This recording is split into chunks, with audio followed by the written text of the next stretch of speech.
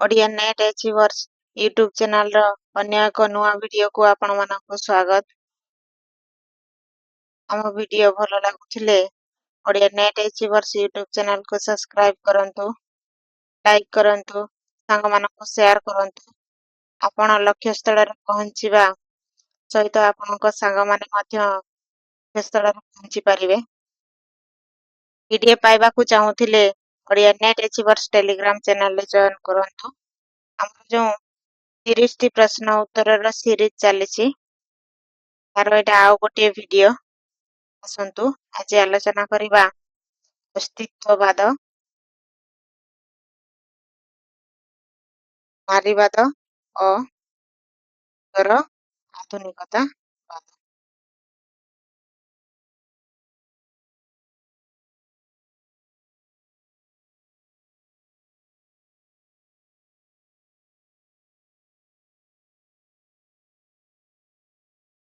ଅସ୍ତିତ୍ୱବାଦ, ନାରୀବାଦ ଓ ଉତ୍ତର ଆଧୁନିକତାବାଦ।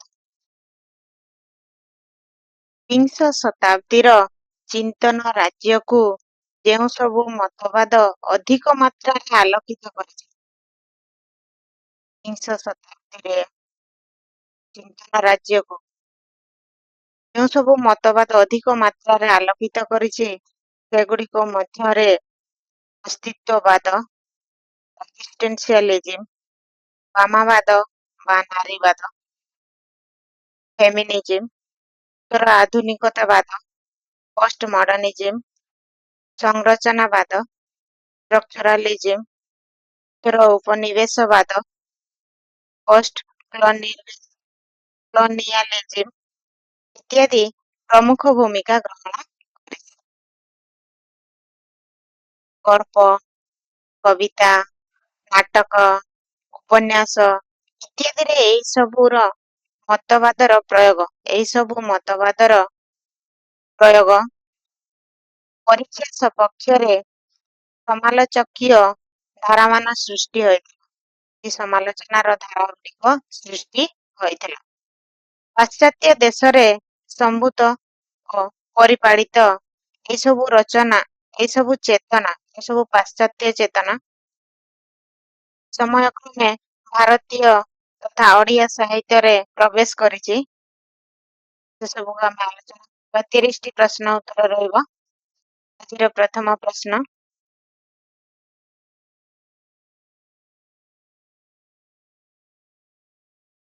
always I have written my works with my whole body and life. I do not know what is meant by intellectual problems. ଏହା କାହାର ଉକ୍ତି? A. Frederick, B. ନିତ୍ସେ, C. Soren, D. ଚାପଲ ସାର୍ତ୍ରେ। 1 number ପ୍ରଶ୍ନର ଉତ୍ତର କ'ଣ ହବ? ନିତ୍ସେ। ପରବର୍ତ୍ତୀ ପ୍ରଶ୍ନ, ଅସ୍ତିତ୍ୱବାଦୀ ସାହିତ୍ୟର ପ୍ରଥମ ସ୍ରଷ୍ଟା କିଏ?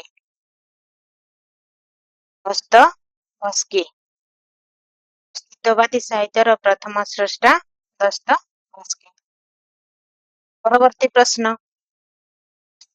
ବାଦର ପ୍ରଥମ ପ୍ରବକ୍ତା କିଏ? 2 ନମ୍ବର ପ୍ରଶ୍ନର ଉତ୍ତର କ'ଣ ହବ? ନିତ୍ସେ। ବାଦର ପ୍ରଥମ ପ୍ରବକ୍ତା। ପରବର୍ତ୍ତୀ ପ୍ରଶ୍ନ, ଅସ୍ତିତ୍ୱବାଦର ମର୍ମ କଥା ପୁସ୍ତକର ସ୍ରଷ୍ଟା କିଏ? ଅସ୍ତିତ୍ୱବାଦର ମର୍ମ କଥା ପୁସ୍ତକର ସ୍ରଷ୍ଟା କିଏ? 4 ନମ୍ବର ପ୍ରଶ୍ନର ଉତ୍ତର କ'ଣ ହବ? ଶରତ କୁମାର ମହାନ୍ତି। ଅସ୍ତିତ୍ୱବାଦର ମର୍ମ କଥା ଶରତ କୁମାର ମହାନ୍ତି। ପରବର୍ତ୍ତୀ ପ୍ରଶ୍ନ, ଗଳ୍ପ ଅନ୍ଧଗଳିର ଅନ୍ଧକାର ଗଳ୍ପରେ କେଉଁ ଚେତନା ପରିସ୍ଫୁଟ? 5 ନମ୍ବର ପ୍ରଶ୍ନ, ଅସ୍ତିତ୍ୱବାଦୀ ଚେତନା।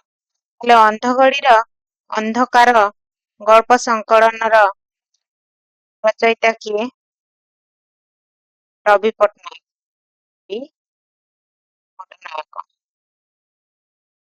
ଅନ୍ଧଗଳିର ଅନ୍ଧକାର ରବି ପଟ୍ଟନାୟକ। ପିଲାମାନେ ମନେ ରଖିବ। ପରବର୍ତ୍ତୀ ପ୍ରଶ୍ନ, ଆଗକୁ ଯିବା। 6 ନମ୍ବର ପ୍ରଶ୍ନ ଜାକ୍ ଡେରିଡା କେଉଁ ତତ୍ତ୍ୱର ପ୍ରବର୍ତ୍ତକ? ଉତ୍ତର କଣ ହବ? ବିଘଟନବାଦ। ଜାକ୍ ଡେରିଡା ବିଘଟନବାଦ। ପରବର୍ତ୍ତୀ ପ୍ରଶ୍ନ ବାମାବାଦୀ ବା ନାରୀବାଦୀ କବି ଭାବେ କିଏ ଅଧିକ ପରିଚିତ? ବାମାବାଦୀ ନାରୀବାଦୀ କବି ଭାବରେ କିଏ ଅଧିକ ପରିଚିତ? 7 ନମ୍ବର ପ୍ରଶ୍ନର ଉତ୍ତର ଅପର୍ଣ୍ଣା ପଣ୍ଡା। କଣ ହବ ଉତ୍ତର? ଅପର୍ଣ୍ଣା। ପରବର୍ତ୍ତୀ ପ୍ରଶ୍ନ ସମ୍ରାଟ ନାଟକର ମୁଖ୍ୟ ସ୍ୱର କଣ? ସମ୍ରାଟ ନାଟକର ମୁଖ୍ୟ ସ୍ୱର ବା ମୂଳ ସ୍ୱର କଣ? ଆମର ପ୍ରଶ୍ନର ଉତ୍ତର କଣ ହବ? ଅସ୍ତିତ୍ୱବାଦୀ। ପରବର୍ତ୍ତୀ ପ୍ରଶ୍ନ କେଉଁ ପୁସ୍ତକରେ କେଉଁ ପୁସ୍ତକରେ ପ୍ରଥମେ ନିତ୍ସେ ଘୋଷଣା କଲେ ଯେ ଗଡ୍ ଇଜ୍ ଡେଡ୍? କରିଥିଲେ ନିତ୍ସେ ଗଡ୍ ଇଜ୍ ଡେଡ୍ କୋଉ ପୁସ୍ତକରେ? ଉତ୍ତର ହବ ସି ଜାରଥଷ୍ଟ୍ରା। ପରବର୍ତ୍ତୀ ପ୍ରଶ୍ନ 10 ନମ୍ବର ପ୍ରଶ୍ନ ଦି ଜୟ ଅଫ୍ ୱିସଡମ୍ ପୁସ୍ତକର ପ୍ରଣେତା କିଏ? ଦି ଜୟ ଅଫ୍ ୱିସଡମ୍ ପୁସ୍ତକର ପ୍ରଣେତା କିଏ? 10 ନମ୍ବର ପ୍ରଶ୍ନର ଉତ୍ତର କଣ ହବ? ଫ୍ରେଡରିକ୍ ନିତ୍ସେ। ପରବର୍ତ୍ତୀ ପ୍ରଶ୍ନ ଆଗକୁ ଯିବା।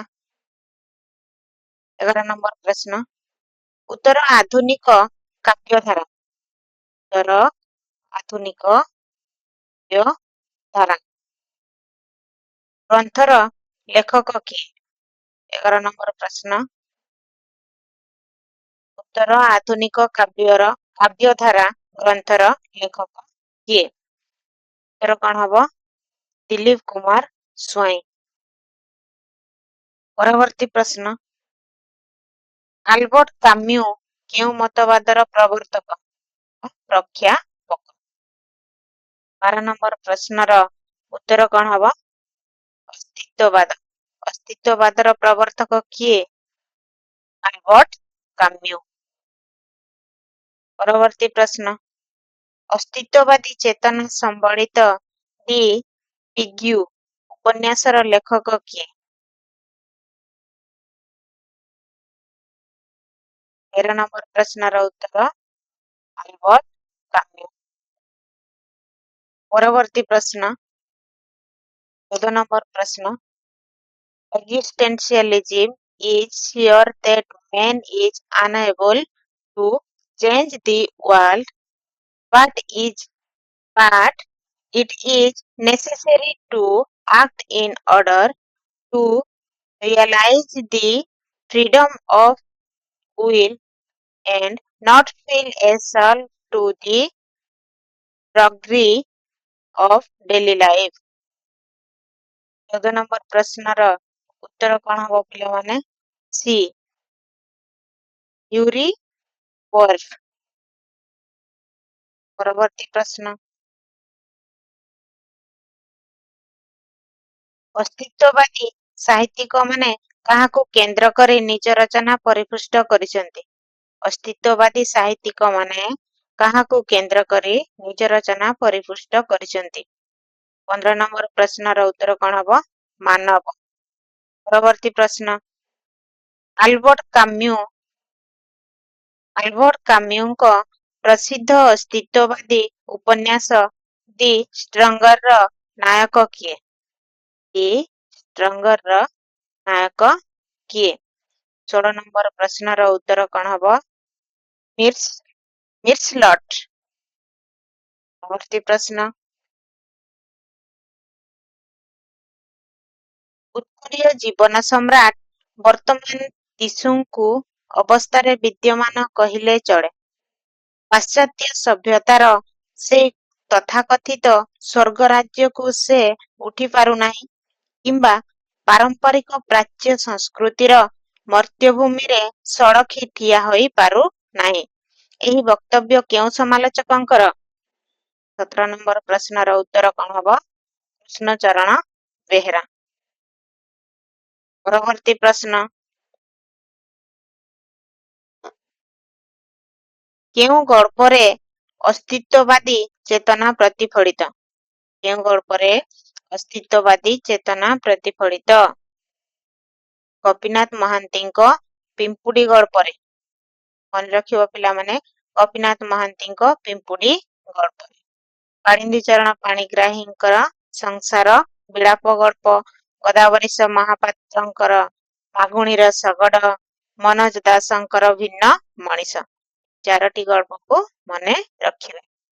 କିନ୍ତୁ ଏଠି ଅସ୍ତିତ୍ୱବାଦୀ ଚେତନାର ଗଳ୍ପଟି ହେଉଛି ପିମ୍ପୁଡି, ଗୋପୀନାଥ ମହାନ୍ତିଙ୍କର। ପରବର୍ତ୍ତୀ ପ୍ରଶ୍ନ, ନୌସିଆ ଉପନ୍ୟାସର ସ୍ରଷ୍ଟା କିଏ? ନୌସିଆ ଉପନ୍ୟାସର ସ୍ରଷ୍ଟା କିଏ? ଉତ୍ତର କଣ ହବ? ଜାପଲି ସାର୍ତେ। ଜାପଲି ସାର୍ତେ। ପରବର୍ତ୍ତୀ ପ୍ରଶ୍ନ, ଏକ୍ଜିଷ୍ଟେନ୍ସିଆଲିଜିମ୍ ଇଜ୍ ହ୍ୟୁମାନିଜିମ୍ ବୋଲି କିଏ କହିଥିଲେ? 20 ନମ୍ବର ପ୍ରଶ୍ନ, ଏକ୍ଜିଷ୍ଟେନ୍ସିଆଲିଜିମ୍ ଇଜ୍ ହ୍ୟୁମାନିଜିମ୍ ବୋଲି କିଏ କହିଥିଲେ? ତାର ଉତ୍ତର କଣ ହବ? ଜାପଲ ସାର୍ତେ। 20 ନମ୍ବର ପ୍ରଶ୍ନ। ପରବର୍ତ୍ତୀ ପ୍ରଶ୍ନ,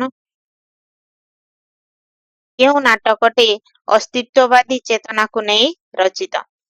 କେଉଁ ନାଟକଟି ଅସ୍ତିତ୍ୱବାଦୀ ରଚନାକୁ ନେଇ ରଚିତ? ତାର ଉତ୍ତର କଣ ହବ? 21 ନମ୍ବର ପ୍ରଶ୍ନର ବି ହବ ଉତ୍ତର, ଅମୃତସ୍ୟ ପୁତ୍ର। ଏ ଅମୃତସ୍ୟ ପୁତ୍ର ନାଟକର ରଚୟିତା କିଏ? ମନୋରଞ୍ଜନ ଦାସ। ମନୋରଞ୍ଜନ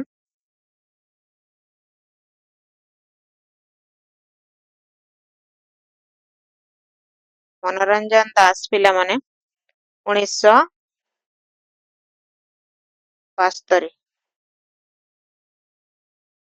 ମହାନାଟକର ରଚୟିତା କିଏ? ରମେଶ ପାଣିଗ୍ରାହୀ। ରମେଶ ପାଣିଗ୍ରାହୀ।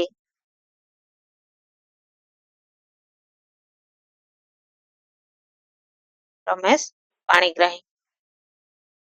1975 ମସିହାରେ ଏହି ନାଟକଟି ଅଭିନୀତ ହୋଇଥିଲା। ଏ ମହାନାଟକଟି କେବେ ଅଭିନୟ ହେଇଥିଲା ବା ଅଭିନୀତ ହେଇଥିଲା? 1975। ତାପରେ ତଟ ନିରଞ୍ଜନା ବିଜୟ ମିଶ୍ରଙ୍କର। ତଟ ନିରଞ୍ଜନା ନାଟକ ଗାଁର ବିଜୟ ମିଶ୍ରଙ୍କର। ଆଗକୁ ଯିବା, କିଏ ଉତ୍ତର ଆଧୁନିକତାବାଦୀ ଦାର୍ଶନିକ ନୁହନ୍ତି?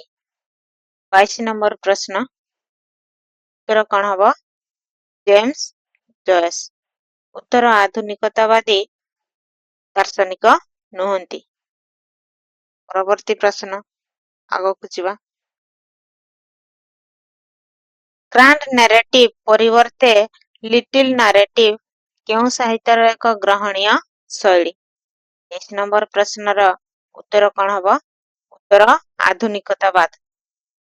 ଗ୍ରାଣ୍ଡ ନାରେଟିଭ ପରିବର୍ତ୍ତେ ଲିଟିଲ ନାରେଟିଭ ଉତ୍ତର ଆଧୁନିକତାବାଦ ସାହିତ୍ୟର ଏକ ଗ୍ରହଣୀୟ ଶୈଳୀ। ପରବର୍ତ୍ତୀ ପ୍ରଶ୍ନ, ଜାକ୍ ଡେରିଡା ତାଙ୍କ ଦ୍ୱାରା ରଚିତ ପୁସ୍ତକର ନାମ କଣ? 24 ନମ୍ବର ପ୍ରଶ୍ନର ଉତ୍ତର କଣ ହବ? Theory of reconstruction. 24 ନମ୍ବର ପ୍ରଶ୍ନର ଉତ୍ତର କଣ ହବ? ଜାକ୍ ଡେରିଡାଙ୍କ ରଚିତ ପୁସ୍ତକର ନାଁ କଣ? Theory of reconstruction. ପରବର୍ତ୍ତୀ ପ୍ରଶ୍ନ, 25 ନମ୍ବର ପ୍ରଶ୍ନ, ଫେମିନିଷ୍ଟ ଲିଟେରାରୀ ଥିଓରି ଗ୍ରନ୍ଥ କିଏ ରଚନା କରିଛନ୍ତି? 25 ନମ୍ବର ପ୍ରଶ୍ନର ଉତ୍ତର କଣ ହବ? ମେରୀ ଇଲିଂଟନ। ପରବର୍ତ୍ତୀ ପ୍ରଶ୍ନ, 26 ନମ୍ବର ପ୍ରଶ୍ନ, ଉତ୍ତର ଆଧୁନିକ ଓଡ଼ିଆ କବିତା। ଉତ୍ତର ଆଧୁନିକ ଓଡ଼ିଆ କବିତା ଓ ଅନ୍ୟାନ୍ୟ ପ୍ରବନ୍ଧର ସ୍ରଷ୍ଟା କିଏ? ଉତ୍ତର ଆଧୁନିକ ଓଡ଼ିଆ କବିତା ଓ ଅନ୍ୟାନ୍ୟ ପ୍ରବନ୍ଧର ସ୍ରଷ୍ଟା କିଏ? 25 ନମ୍ବର ପ୍ରଶ୍ନ, ଡକ୍ଟର ପ୍ରତିଭା ଶତପଥୀ ହେଉଛନ୍ତି ଉତ୍ତର ଆଧୁନିକ ଓଡ଼ିଆ କବିତା ଓ ଅନ୍ୟାନ୍ୟ ପ୍ରବନ୍ଧର ସ୍ରଷ୍ଟା। ପରବର୍ତ୍ତୀ ପ୍ରଶ୍ନ, ସିମନ ଡି ବିଭୁଆଙ୍କ ଦି ସେକେଣ୍ଡ ସେକ୍ସ ପୁସ୍ତକ କେଉଁଥିପାଇଁ ପ୍ରସିଦ୍ଧ? 36 ନମ୍ବର ପ୍ରଶ୍ନର ଉତ୍ତର କଣ? ନାରୀବାଦ। 28 ନମ୍ବର ପ୍ରଶ୍ନ, ନାରୀବାଦୀ ସମାଲୋଚନାର ବିକାଶ କେବେଠାରୁ ଆରମ୍ଭ ହୋଇଛି? ନାରୀବାଦୀ ସମାଲୋଚନାର ବିକାଶ କେବେଠାରୁ ଆରମ୍ଭ ହୋଇଛି? 28 ନମ୍ବର ପ୍ରଶ୍ନର ଉତ୍ତର କଣ ହବ? ବିଂଶ ଶତାବ୍ଦୀର ଦ୍ୱିତୀୟାର୍ଦ୍ଧକୁ ନାରୀବାଦୀ ସମାଲୋଚନାର ବିକାଶ ଆରମ୍ଭ ହୋଇଛି, ଦ୍ୱିତୀୟାର୍ଦ୍ଧ ବେଳକୁ। ପରବର୍ତ୍ତୀ ପ୍ରଶ୍ନ, କାଟେ ମିଲେଟ କେଉଁ ନାରୀବାଦୀ ପୁସ୍ତକର ଲେଖକ? ଉତ୍ତର କଣ ହବ? Sexual politics. 30 ନମ୍ବର ପ୍ରଶ୍ନର ଉତ୍ତର ହବ ଏ। ପରବର୍ତ୍ତୀ ପ୍ରଶ୍ନ, କେଉଁ ଉପନ୍ୟାସିକ ନାରୀ ମନସ୍ତତ୍ୱର ଶରୀର ଚିତ୍ର ପ୍ରଦାନ କରିଛନ୍ତି? କେଉଁ ଉପନ୍ୟାସିକ ନାରୀ ମନସ୍ତତ୍ୱର ଶରୀର ଚିତ୍ର ପ୍ରଦାନ କରିଛନ୍ତି? 30 ନମ୍ବର ପ୍ରଶ୍ନର ଉତ୍ତର କଣ ହବ? ଅନୁଚରଣ ମହାନ୍ତି। ଇଏ ଥିଲା ଆଜିର 30 ଗୋଟି ପ୍ରଶ୍ନ ଉତ୍ତର। ଆକୁ ଦେଖିବେ ଆପଣମାନେ। ଭିଡ଼ିଓଟି ଭଲ ଲାଗୁଥିଲେ ଚ୍ୟାନେଲକୁ ସବସ୍କ୍ରାଇବ କରିବେ, ଲାଇକ୍ କରିବେ ଏବଂ ସେୟାର କରିବେ, କମେଣ୍ଟ କରିବେ। ଧନ୍ୟବାଦ।